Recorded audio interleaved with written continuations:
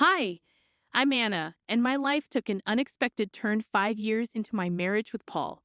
We were your typical couple. I was a teacher, and he worked as a manager at an energy company. Life was relatively uncomplicated until his father passed away, leaving his mother, Elaine, alone in their family house. It was at this point that Paul dropped a bombshell. Anna, we need to talk, Paul said abruptly one night, his tone serious enough to make me pause mid-scroll on my phone. I looked up, asking, "Everything okay?"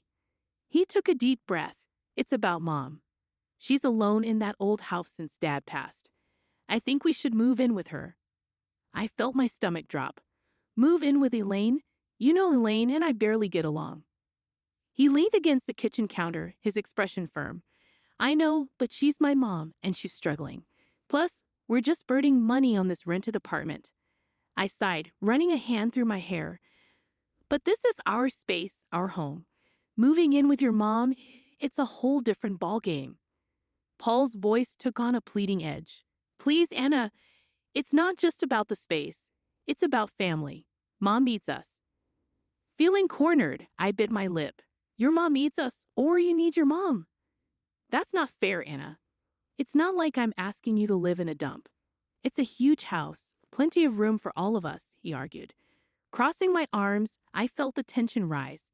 "And what about our life here? Just drop everything because Elaine snaps her fingers." "It's not like that, and you know it. I'm thinking about what's best for everyone," he retorted. "Everyone or just Elaine?" I shot back. He threw his hands up in frustration. "Damn it, Anna. Can't you just try to see the bigger picture here?" Glaring at him, I responded, "I am looking at the bigger picture. Paul, our life, our independence. Not just playing happy families in that gloomy old house of hers." The argument went in circles, but eventually, I caved for the sake of peace.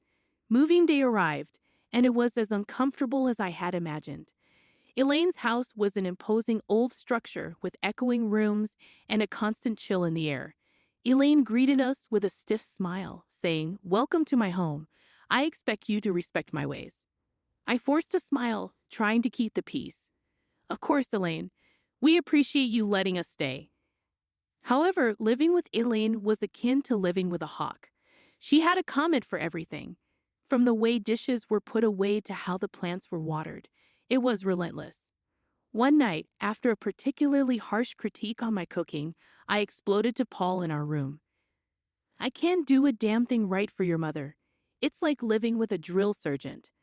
Paul rubbed his temples, looking equally frustrated. "Anna, just give it time. She's old and set in her ways." I threw my hands up in frustration. "Great, so we just tiptoe around her till the end of time." He didn't have an answer, and honestly, neither did I. This house, with its constant surveillance and Elaine's scrutinizing eyes, was suffocating. Life in Elaine's house was turning into a daily grind. Just when I thought I could handle it, Paul dropped another bombshell. It was a lazy Sunday afternoon, and I was trying to find some peace in the garden when he came out. "Anna, we need to talk," he said. I looked up, feeling a knot in my stomach. "What now, Paul?" He took a deep breath. "I think you should quit your job and stay home. We're spending a fortune on a nurse and housekeeper for Mom. It makes more sense." I stood up, anger rising. "Quit my job, Paul. I love teaching. It's not just about the money." He ran his hand through his hair, his tone getting edgy. "I know, but think about it. It'll make things easier around here." I shook my head, disbelief washing over me. "So what? I just become a full-time maid and nurse?" "That's not the life I want." Paul's voice rose. "It's not about what we want, Anna. It's about what's practical. My mom needs us." I glared at him. "No, your mom needs you. I didn't sign up to be her caretaker." He shot back, "Well, things change, Anna. We need to adapt." That word felt like a slap. I loved my job, my independence. This wasn't adapting. This was sacrificing. "You know what, Paul? Fine. I'll do it, but don't expect me to be happy about it." He sighed, a look of relief crossing his face. "Thank you, Anna. It means a lot." But it didn't feel like a victory. It felt like I was losing a part of myself. Quitting my job was hard, But the days that followed were even harder. I was now a full-time housekeeper, nurse, and cook. Elaine, as always, had her 2 cents to add about everything. One day, I snapped. Elaine was criticizing the way I ironed her clothes, and I couldn't take it anymore. Elaine, can you just stop? I'm doing my best here, I said, my voice shaking with frustration. She looked taken aback. Well, I'm sorry if I have standards, Anna. I threw the iron down. I'm not your servant, Elaine. I'm your son's wife. I'm here trying to help, and all you do is criticize me. There was a moment of tense silence, and then Elaine's expression softened slightly. I know you're trying, Anna. I'm just used to things a certain way, she said softly. I sighed, feeling the tension drain out of me. I know, Elaine, but not you. I have my way of doing things. From that day on, things were slightly better. Elaine toned down her criticisms, and I tried to accommodate her quirks. It was a fragile truce, but it was better than the constant battles. As time dragged on in Elaine's house, the atmosphere grew tenser, almost suffocating. Paul's behavior became increasingly distant and elusive. He was always late from work, and when he was home, he might as well have been invisible, retreating to the spare room like it was his sanctuary. One evening, unable to bear the silence and distance anymore, I cornered him in the kitchen. Paul, what's going on with you? You're hardly here. And when you are, it's like you're not even my husband anymore. He avoided eye contact, stirring his coffee absent-mindedly. Work's a nightmare right now, Anna. Just piles of stress. I leaned back against the counter, my arms folded. I could sense the stress, Paul, but this feels like you're shutting me out. You're here, but you're not really here. He exhaled heavily, his gaze still fixed on his coffee. I don't know what you want me to say, Anna. I'm just really tied up with stuff. I wanted to believe him, to understand, but something inside me screamed that there was more to it. Then there was Lucy, Paul's sister, who made it her mission to add to the tension. Each visit from her was a trial. She looked around the house with a sneer and quip, still stuck in this old dump, huh? I usually bit my tongue, but one day her taunts hit a nerve. Not all of us have the luxury to mooch off others, Lucy. I shot back. She just cackled, her voice grating on my nerves. Look at you, playing the martyr in a haunted house. Pathetic. I clenched my jaw, holding back a barrage of words. Paul, ever the silent bystander, offered no defense. His silence was like another jab, another confirmation of the growing gulf between us. The biggest shift, however, came with Elaine. One day she called for Lucy, her voice frail and desperate. Lucy, I need help with a bath. I can't manage on my own anymore. Lucy's response was cold and cutting. Help yourself, Mom. I'm not your caretaker. Elaine broke down in tears, and my heart couldn't take it. Despite our rocky history, I couldn't leave her in that state.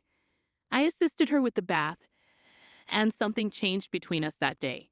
Elaine started to warm up to me, treating me less like an intruder and more like a daughter. It was a welcome change, but it also underscored how far Paul and I had drifted apart.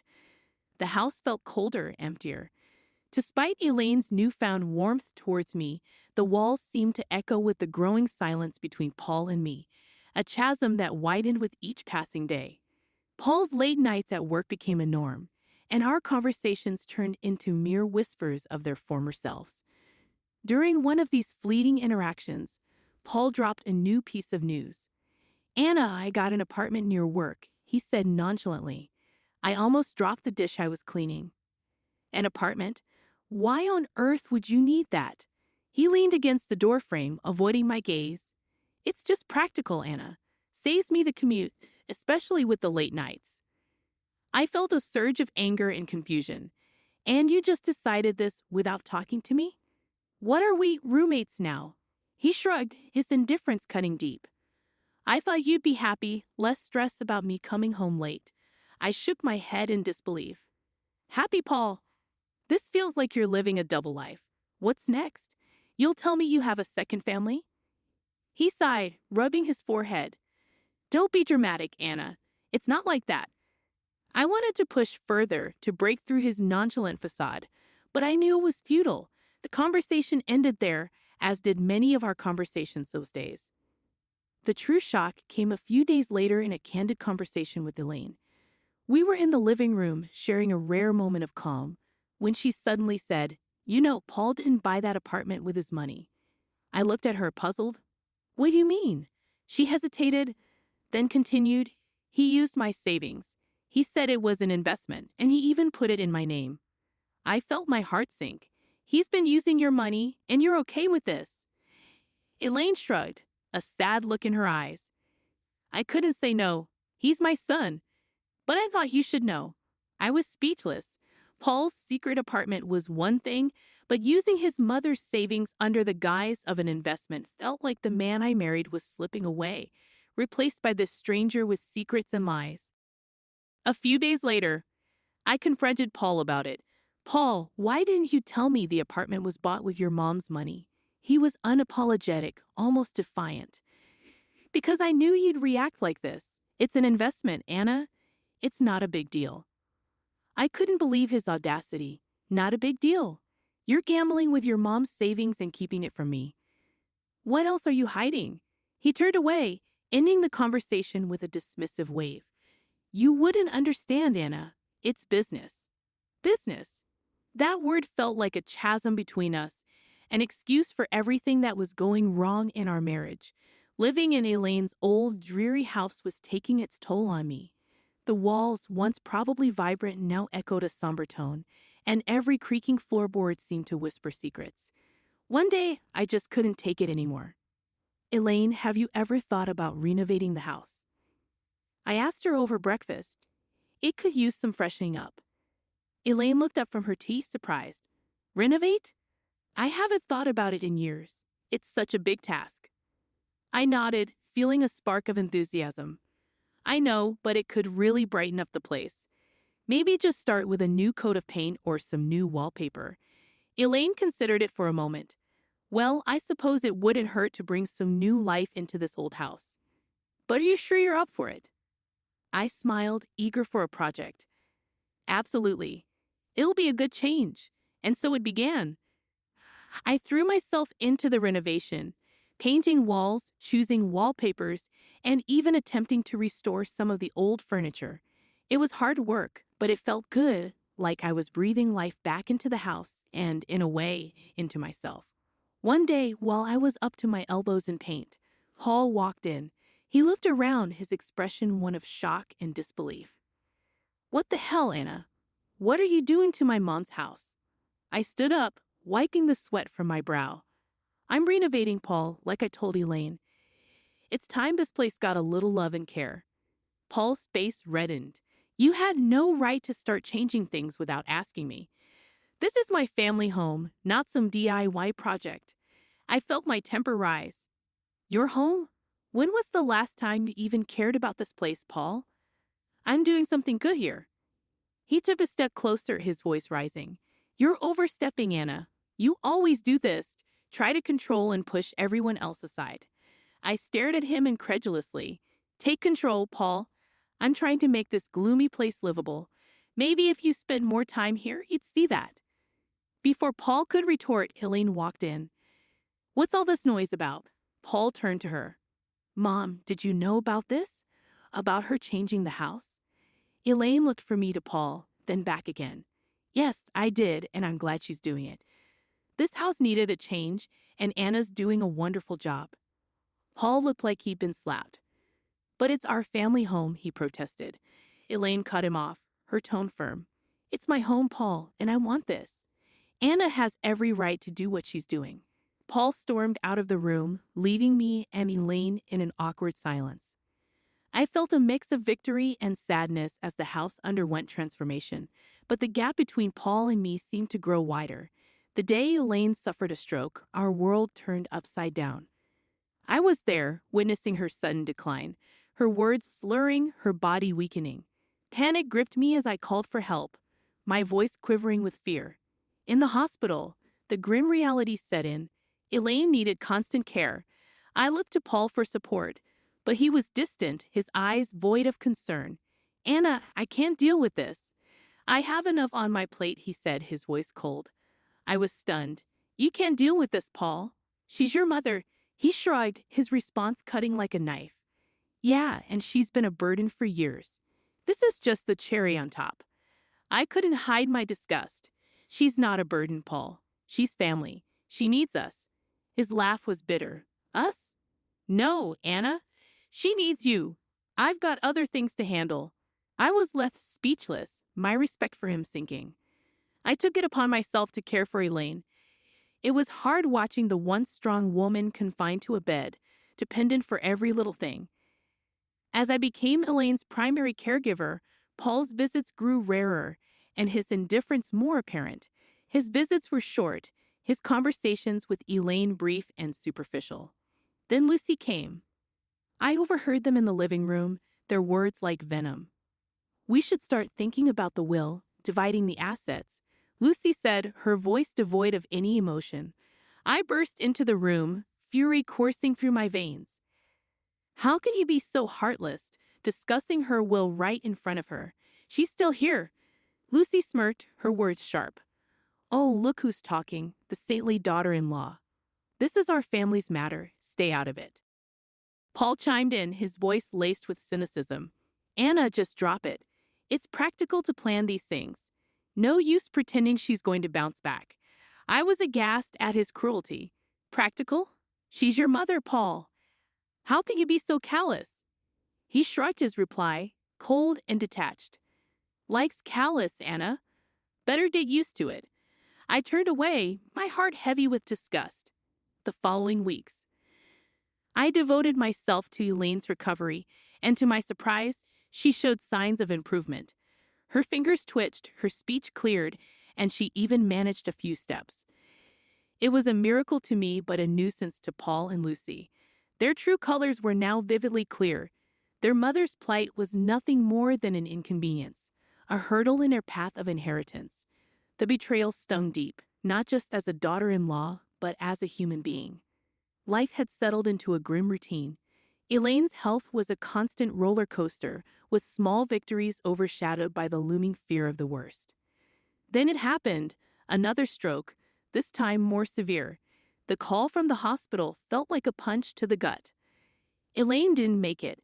The funeral was a somber affair. I stood beside the grave, my heart heavy, watching as people paid their respects. That's when Paul arrived, and with him, a woman I didn't recognize and two small kids clinging to her hands. Who's she? I whispered to myself, my eyes fixed on the unfamiliar woman. Paul approached, his expression unreadable. Anna, this is Carol, my wife, and these are our kids. I felt like I had been slapped. Your wife? When did this happen? He shrugged, a coldness in his voice. A while ago. It's none of your business, Anna. I was speechless, my mind reeling. How could he? And during all this time with Elaine? Lucy was there too, her usual sneer in place. Finally showing your true colors, Anna, she sneered. It's a bit late for that. I glared at her, my voice laced with contempt. I was here for Elaine when you both abandoned her. Don't you dare judge me. Paul interjected, let's just get this over with. We have other matters to discuss. After the funeral ended and the gathering moved to Elaine's house for the will reading, Paul and Lucy were like vultures, eagerly awaiting their share. The lawyer began reading the will, and that's when the bombshell dropped. Everything, the house, the money, all of it was left to me. Paul's face went from smut to shocked. What the hell? This can't be right. Lucy was fuming. She was our mother. How could she leave everything to this nobody? I stood there stunned, not sure how to feel. Happy? Vindicated? It all felt hollow. Paul turned to me, his voice filled with accusation. You manipulated her, didn't you? Turned her against? I shook my head, disbelief and anger mixing in my voice. I did nothing but care for her, which is more than I can say for you, I said as the lawyer intervened. Elaine was very clear in her will. Lucy was seething. This is not the end. We'll contest this. There's no way we're letting her get away with this, she declared as they left in a huff. I stood there alone in the house that was now legally mine, the walls witnessing so much pain, betrayal, and love. I looked around, feeling the weight of Elaine's last act of kindness and the burden of a broken family. The house felt different now, like it was echoing with Elaine's last wishes. I was sitting there holding the will, still trying to get my head around everything. Elaine had left it all to me, and Paul and Lucy were raging mad about it. They came back the next day all fired up. "You really think you can just take everything?" Paul burst out as soon as he stepped in. I looked up, tired but standing my ground. Elaine decided this, Paul. It was her choice. Lucy was red in the face, yelling, "You tricked a sick old lady? We won't let you get away with this." I stood up, fed up with their nonsense. "Tricked? I was there for her, unlike you two. She chose to leave it to me," I said firmly. Paul was fuming. "So you think you've beaten us? You think you can just snatch everything away?" I let out a heavy sigh. "I didn't snatch anything, Paul. Elaine gave it to me because she knew I actually cared." Their yelling didn't stop, but it was just noise against the truth I knew. I was there for Elaine when they weren't. The lawyer showed up with a video Elaine had made. Her voice filled the room as she said it, clear as day. "I left everything to Anna because she was like the daughter I never had. She was there when my own kids weren't. She deserves it all." The room went quiet. Paul looked like he'd been punched in the gut, and Lucy started crying, finally realizing what they had done. After that, Paul and Lucy left, and all their threats just fell flat. I was alone in the big house, surrounded by the past and thinking about the future. I decided to divorce Paul. It was tough, but it had to be done. He and his new family had to move to a rental place. Lucy had her own mess to deal with. Her debts and bad choices were catching up to her. As for me, I was standing in my new house, feeling sad but also kind of excited. Elaine's will wasn't just about the house and money. It was like she was telling me to be strong and make my own way. I decided to start over, using what Elaine left me to build something new for myself. The house, once a reminder of tough times, was now a